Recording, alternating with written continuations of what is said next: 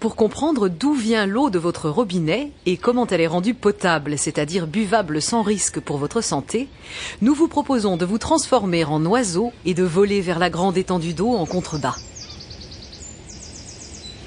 Nous sommes au pied du barrage de l'Arguenon. Il a été construit en 1972. Il barre la rivière pour former l'une des plus grandes retenues d'eau des Côtes d'Armor. Elle couvre 200 hectares, soit l'équivalent de 280 terrains de football, et retient plus de 11 millions de mètres cubes d'eau. Elle vient d'où, cette eau? Cette eau, elle vient de loin. En amont de la retenue, une multitude de cours d'eau alimentent de petits ruisseaux. Au fur et à mesure qu'ils descendent vers les vallées, ils rejoignent d'autres ruisseaux, ils grossissent, avant de former la rivière de l'Arguenon. Tout au long du parcours, ils traversent des bourgs, des bois, des champs, des villages. Ils se chargent ici de feuilles mortes, là de terre, ailleurs de produits épandus sur les sols, de particules, ou encore de bactéries ou de microbes. Arrivée au barrage, l'eau de la rivière n'est pas buvable en l'état. Et à certaines périodes de l'année, sous l'effet de la chaleur, des micro-algues peuvent se développer à sa surface. Elle a donc besoin d'être rendue propre. Pour cela, l'eau est pompée et acheminée vers l'usine de production d'eau potable. Là, elle va suivre un parcours jalonné de bassins et de filtres avant de pouvoir repartir vers les consommateurs.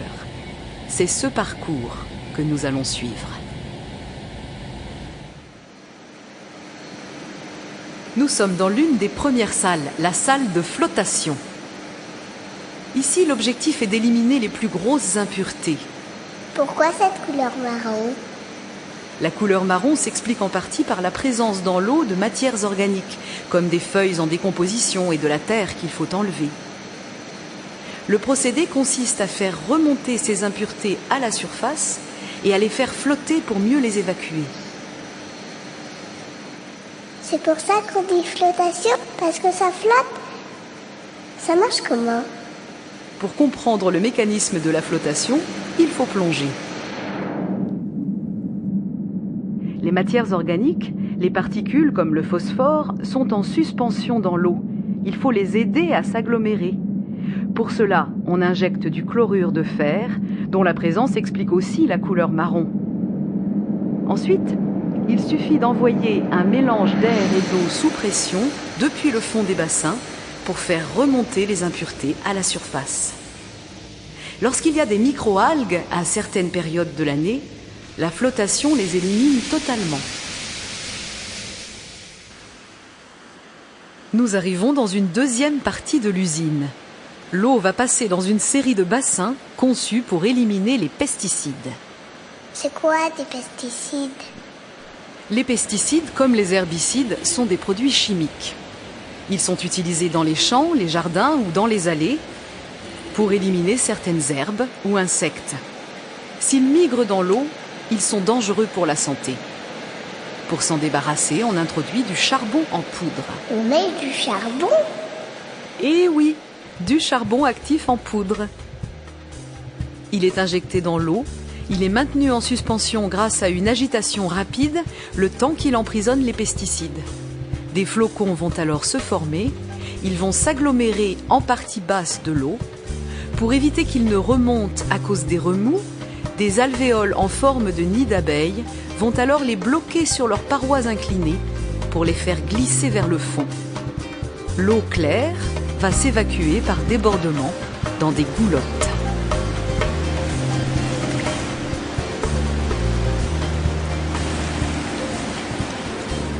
Pour éliminer les dernières particules en suspension, l'eau traverse une couche de sable qui filtre à nouveau.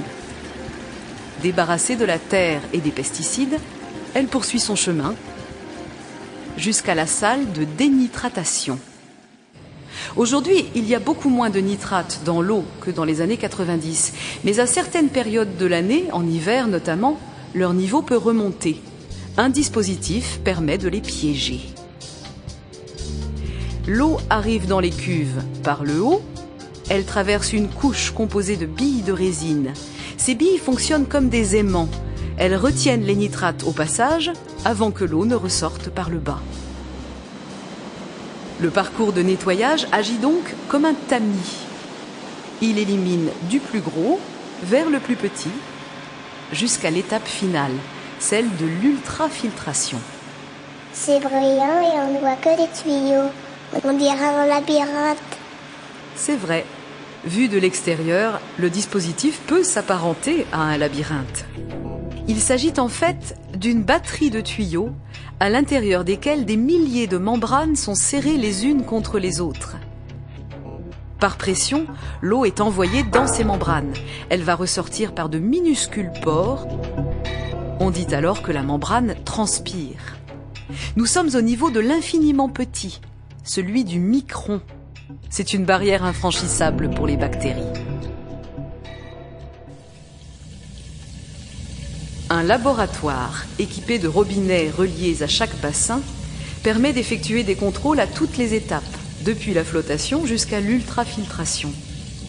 Ce laboratoire va enfin vérifier la qualité de l'eau avant qu'elle soit livrée. En fin de parcours, l'eau totalement pure est dirigée vers le réservoir pour y être stockée. C'est immense et ça résonne. Immense en effet. Le réservoir peut contenir 26 millions de litres d'eau. Cela correspond à une journée de consommation moyenne pour une population de 300 000 habitants. C'est une réserve tampon. Elle permet d'ajuster la livraison à des besoins qui peuvent varier en fonction des saisons ou des heures de la journée. L'eau est aspirée du réservoir et propulsée dans le réseau de canalisation. 19 pompes de très forte puissance sont actionnées ensemble ou séparément pour réguler selon les nécessités.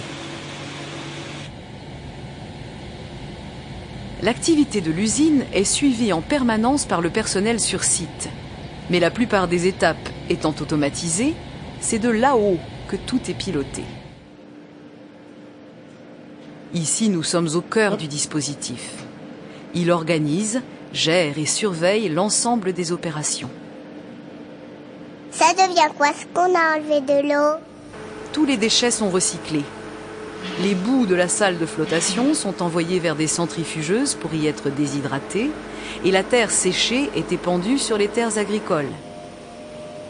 Les résidus de charbon sont quant à eux stockés avant d'être envoyés dans une usine d'incinération. La salle de contrôle pilote l'usine. Elle organise aussi la livraison de l'eau 24 heures sur 24 et 7 jours sur 7. Plus de 370 km de canalisation acheminent l'eau traitée jusqu'à des réservoirs répartis sur tout le territoire. Il en existe de deux types. Des réservoirs au sol, à peine visibles, et ceux que chacun repère de loin, des réservoirs en hauteur, les châteaux d'eau.